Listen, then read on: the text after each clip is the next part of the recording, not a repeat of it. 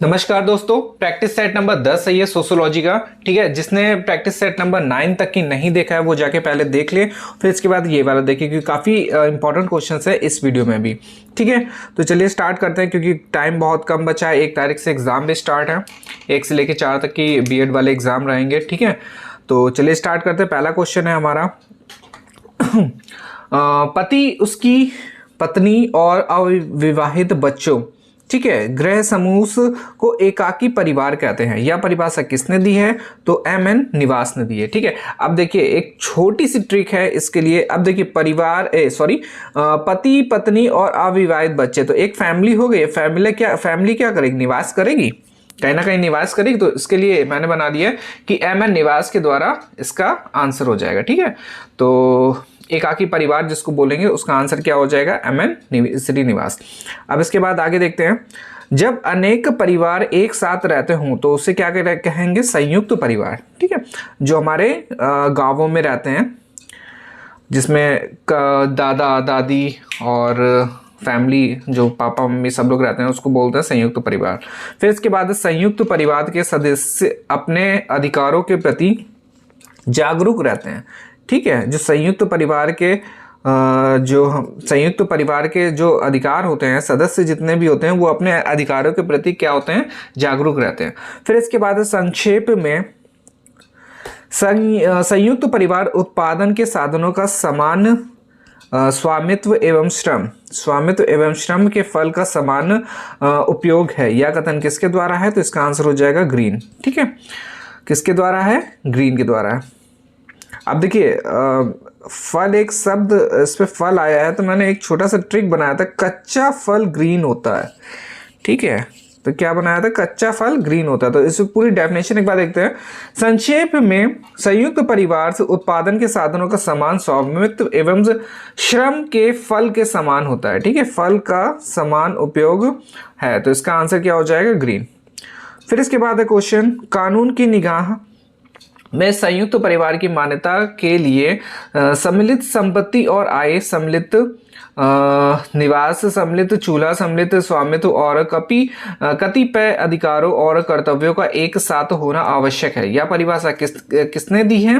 तो इसका आंसर हो जाएगा कैलाश नाथ शर्मा जी ने दी है ये परिभाषा। फिर इसके बाद संयुक्त परिवार में सदस्यों की संख्या कितनी होती है?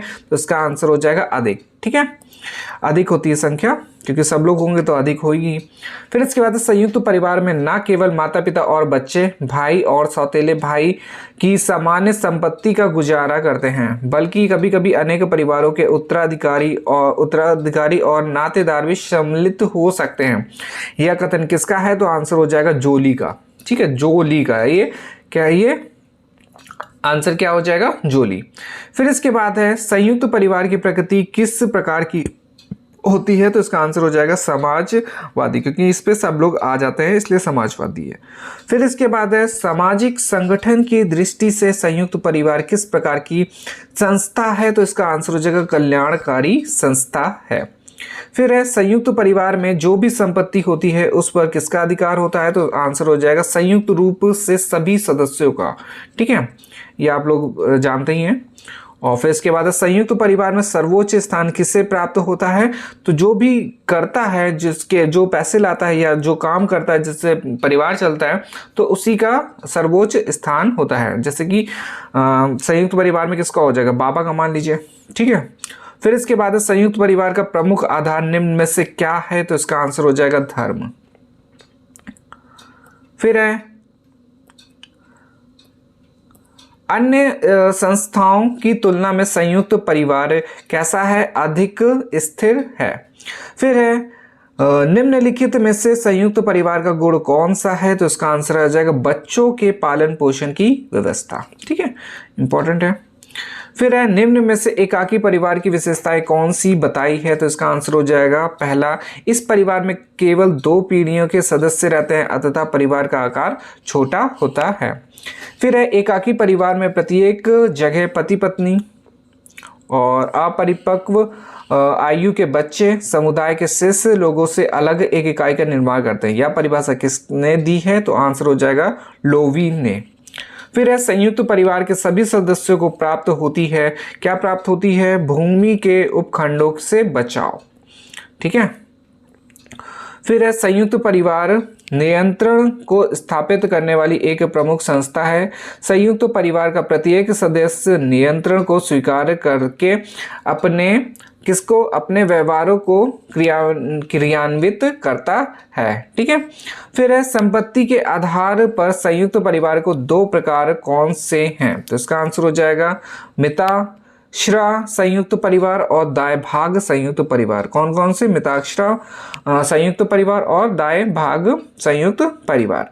फिर है केवल परिवार के आकार या सदस्यों की संख्या के आधार पर किसी परिवार को संयुक्त या एकाकी परिवार मान लेने की आपत्ति किसने की है? तो इसका आंसर हो जाएगा IP देसाई ने की है। ठीक है।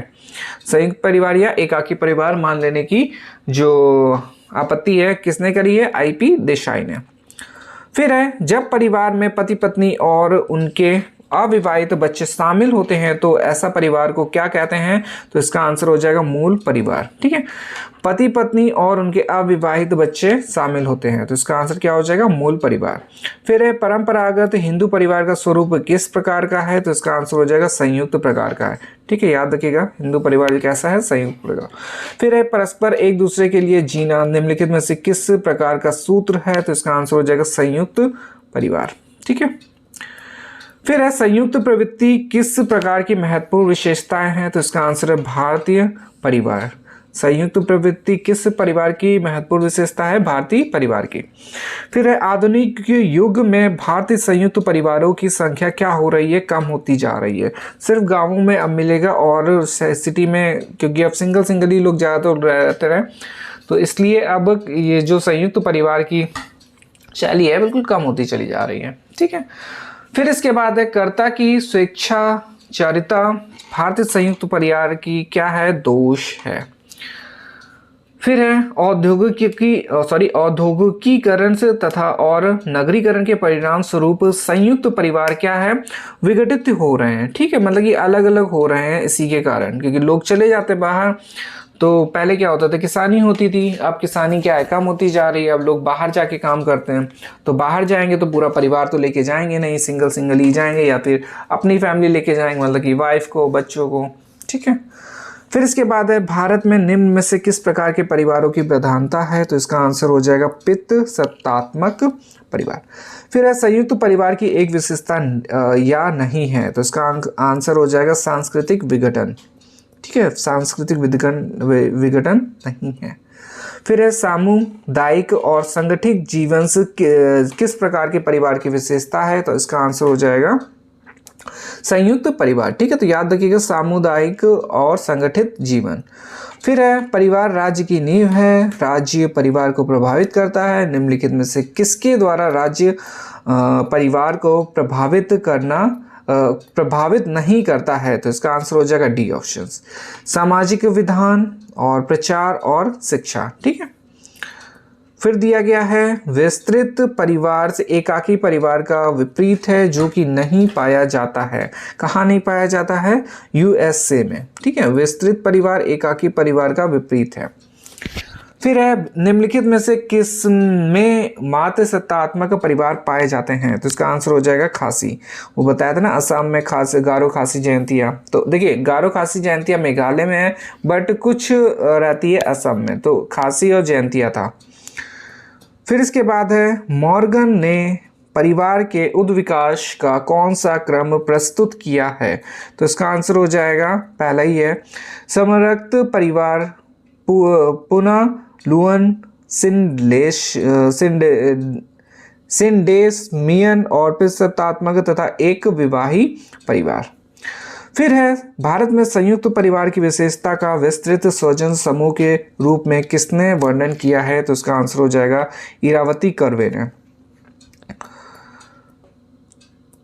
पितृवंशीय समाज में वह नियम जो माँ के भाई की महत्वपूर्ण अनुष्ठानिक तथा सामाजिक भूमिकाओं को स्पष्ट करता है, उसे किस रूप में जाना जाता है? तो इसका आंसर हो जाएगा विवाह संबंध। ठीक है।